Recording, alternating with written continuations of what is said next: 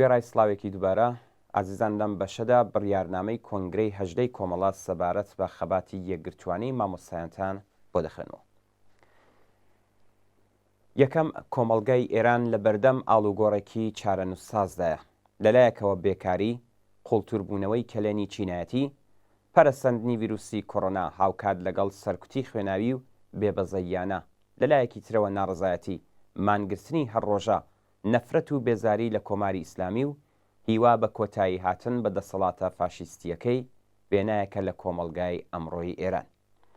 ناڕزایەتی و مانگرتنە کرێکاریەکان، خانەنشین کراوان، مانگرتن و کۆبوونەوەی سەراسەری و یەکگرتوانەی مامۆستایان لەسەرەوەی خەبات و بربەرەکانێ لە دژی کۆماری ئیسلامیدا. دووهەم، بزوتنەوەی ئەمڕۆی مامۆستایان وەک بەشێک لە چینی کرێکار ڕێکخراوترین و یەکگرتوانەترین بەشی ئەو چینە لە حرەکەتێکی سەراسەری و بەردەوامدا بۆ بەدەستهێنانی ماف و داخوازیە ڕەواکانی خۆی تێدەکۆشێت.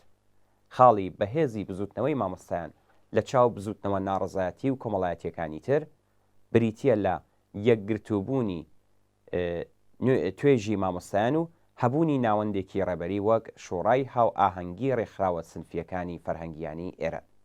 بزوتنەوەی مامۆستایان لە ئاست گرتن و زەبر و زەنگ و هەڕەشەکانی ڕژیمدا بە چۆکدا نەهاتووە و فریوی وادە و بەڵێنە درۆینەکانی ڕژیمی نەخواردووە.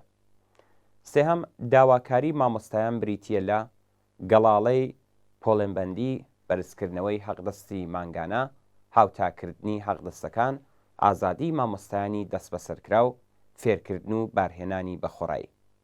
پژوێخستنی خواست و داواکاریەکانی مامۆستایان، گرتن و زیندانیکردنی هەڵسوراوانی پێشڕەوی ئەم بزوتنەوەی و گەڵاڵەی نیوە و ناتەوا و فریوکارانەی مەجلیس سەبارەت بە گەڵاڵەی پۆلێنبەندی نەیانتوانیوە بزوتنەوەی سەراسەری مامۆستایان خاموش بکات. چوارمین خاڵ، هێزی مانگرتن و ناڕزایەتیەکانی مامۆستایان جگە لە شێلگیری و بەردەوامبوونیان لەسەر ناڕزایەتی و مانگرتنەکانی هەتا ئێستایان لە ڕاکێشانی پشتیوانی و هاوخەباتی بەشەکانی تری بزوتنەوەی کرێکاری، بە تایبەت کرێکارانی ناوەندە پیشەیەکان، لەوانە کرێکارانی ناوەندەکانی بەرهەمهێنانی نەوت و پێترۆشیمی، خوێندکاران و بنەماڵەکانیاندایە.